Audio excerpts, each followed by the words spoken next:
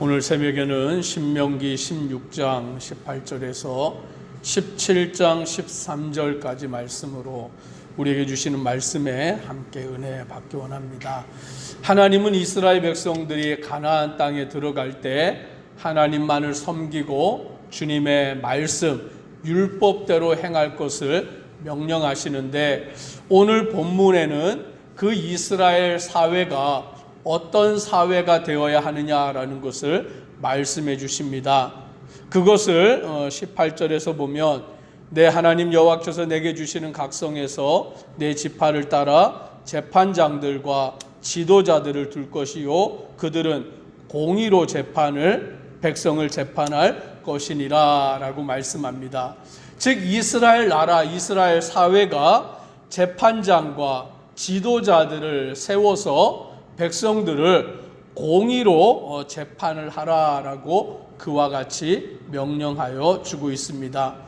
공의로 재판하다라고 할 때 이 공의라는 그 단어는 히브리어로 체데크라고 말하는 것입니다. 즉 그 뜻은 올바름, 공정, 의로움, 그와 같은 뜻을 가지고서 법과 관련된 단어입니다. 심판, 법, 권리, 그와 같은 뜻을 가지고 있는 그 단어, 법적인 용어가 되는 것입니다.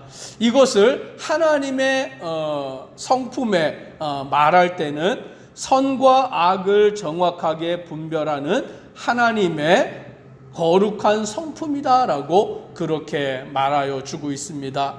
선과 악을 정확하게 분별하는 하나님의 거룩한 성품이 바로 공의이고, 그 하나님의 거룩한 성품대로 그 이스라엘 나라가 공의를 가지고 백성들을 재판해야 되는 것입니다.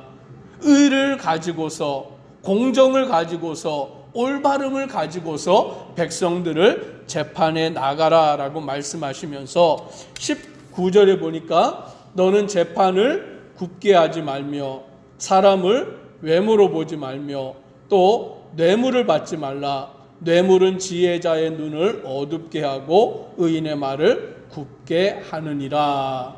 즉 재판을 하는데 그 재판을 하는 재판장이 그 재판을 굽게 해서는 안 된다라는 것이죠. 공의로, 의롭게, 정의롭게 그 재판을 해야 되는 재판관이 만약에 그 재판을 자기의 마음대로 행하고 그것을 옳지 않게 행하면 안 된다라는 것입니다. 또는 사람을 외모로 보고 판단해서도 안 되는 거예요.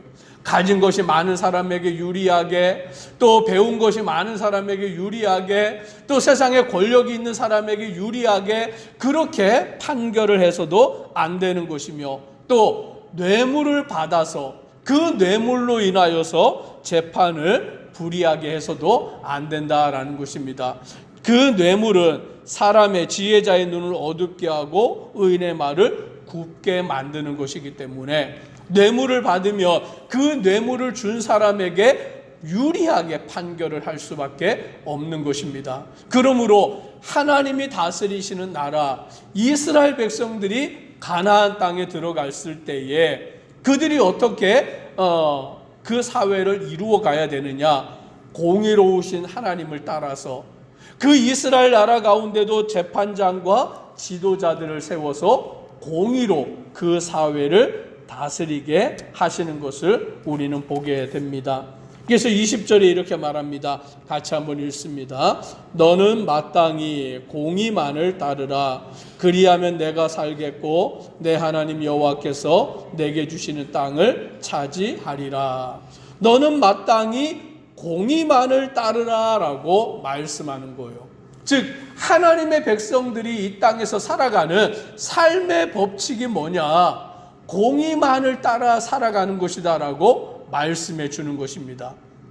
불법을 쫓아 살아가는 게 아니라, 부정을 행하며 살아가는 것이 아니라, 악한 길로 나아가는 것이 아니라 공의를 행하여서 하나님의 뜻을 쫓아 살아가는 것, 그리하여 그 사회가 공의로운 사회가 되게 만드는 것, 그것이 바로 하나님의 백성들이 행해야 할 일인 것입니다. 오늘 그 공의가 무엇이냐? 하나님만을 섬기는 것이죠. 오늘 우상을 숭배하지 아니하고 하나님만을 섬겨가는 것, 공의로우신 하나님, 거룩하신 하나님을 섬겨 나아가는 것, 그것이 바로 우리가 공의만을 따르는 삶인 것입니다. 그러므로 하나님은 21절부터 이스라엘 백성들에게 오늘 우상을 섬기지 말아라 라고 말하는데, 그 우상이 뭐냐? 22절에 보니 자기를 위하여 주상을 세우지 말라라고 말하는 것입니다. 즉 우상 숭배는 누구를 위한 것이 되는 것입니까? 자기를 위한 거예요.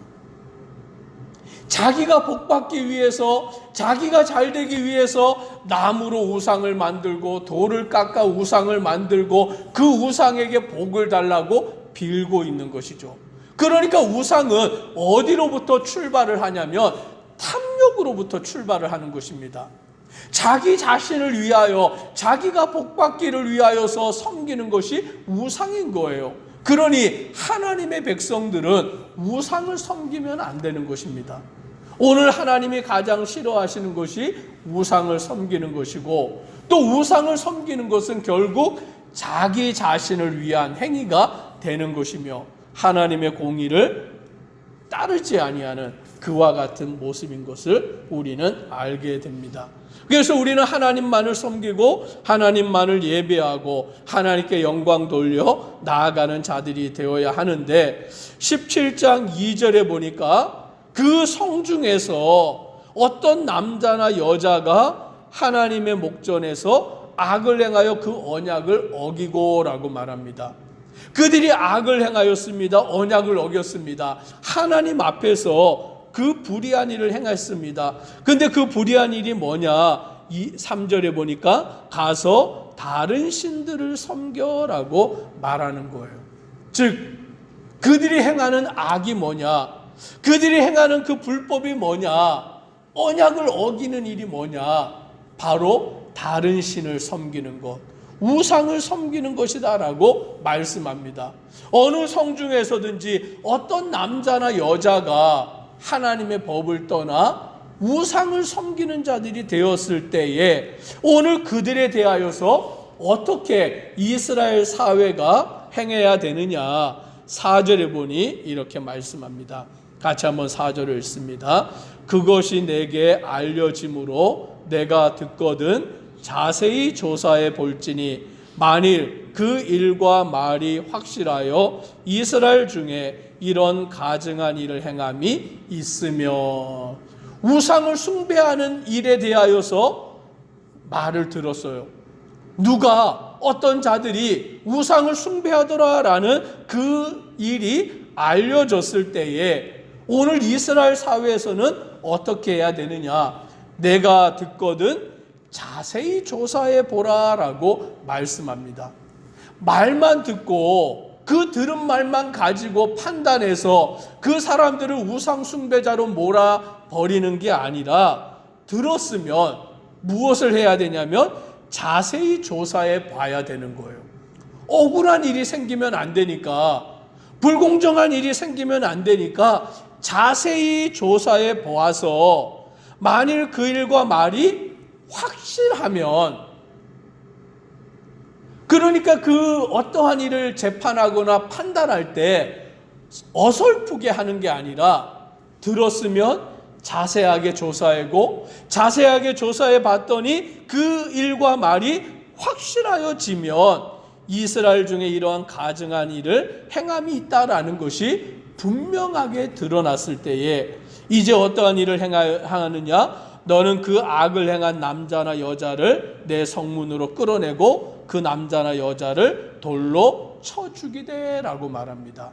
우상 숭배한 자들을 살려두지 말고 돌로 쳐서 죽여라. 그런데 돌로 쳐서 죽이기까지는 섣불리 그 일을 해서는 안 되고, 그 들은 말에 대하여 자세히 조사해보고 그것이 확실한가라는 것을 분명히 하고서야 그들을 돌로 쳐서 죽이는데, 돌로 쳐서 죽일 때도 그냥 하면 안 되고 6절에 보니 이렇게 말합니다. 같이 또 읽습니다.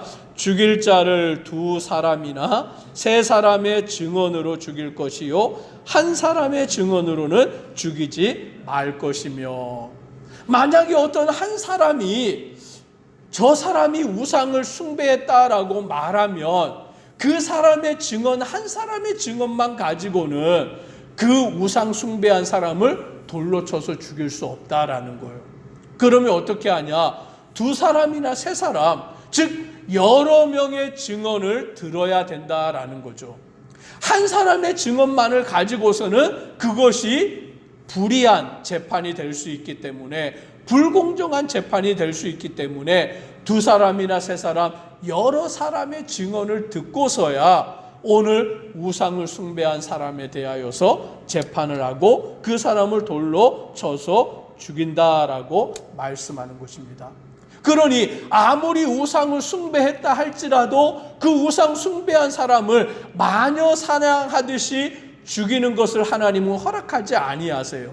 그것을 자세하게 살펴보고 조사해보고 그것이 확실해져야 되고, 증언을 듣는데 한 사람의 증언만 가지고는 안 되고 두세 사람의 증언을 들어야 되고, 그것이 분명해져야만 우상을 숭배한 자도 돌로 쳐서 죽이라라고 그렇게 하나님은 명령하시는 것입니다. 또 8절에서부터 보니 이렇게 말씀합니다. 내 성중에서 서로 피를 흘렸거나 다투었거나 구타하였거나 서로 간에 고소하여 내가 판결하기 어려운 일이 생기거든이라고 말합니다. 즉 이스라엘 사회 가운데 서로 간에 피를 흘리고 다투고 싸우고 고소하는 일이 발생한 거예요. 그러니까 누가 잘못했는지 분간해 내기가 어려워요.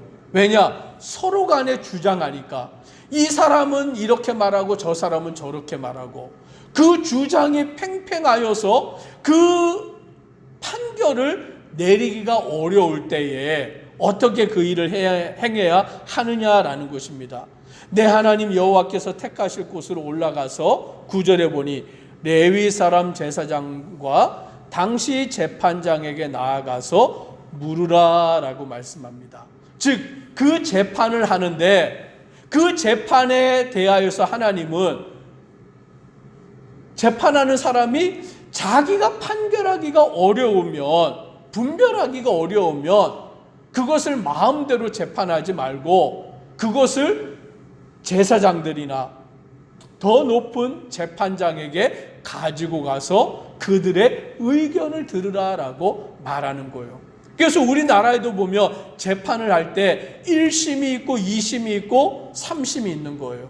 그러니까 1심에서 재판했는데 판결이 났지만 억울하면 2심에 항소할 수 있는 거고, 또 2심에서 판결을 받았지만 그래도 억울하면 대법원까지 3심까지 그렇게 하여서 판결을 받을 수 있는 그 일이 주어지는 것처럼 이스라엘 사회도 그 서로 간의 다툼을 판결하는데 그 사람이 올바로 판결하기 어려우면 제사장들에게, 재판장에게 하나님이 택하신 곳으로 가서 그것을 묻고 오늘 그들이 가르치는 대로 그것을 판결하여 올바른 판결을 내려야 한다라고 말씀해 주고 있는 것입니다.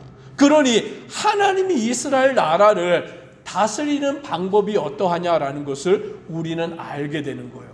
하나님은 무질서하게 다스리는 게 아니라 법도 없이 무법하게 하나님이 다스리는 것이 아니라, 불공정하게 하시는 것이 아니라 하나님의 공의를 가지고서 억울한 일을 사람들이 당하지 아니하도록 오늘 하나님의 그 백성들을, 그 사회를 공정한 사회가 되도록, 공의로운 사회가 되도록 만드시는 것입니다.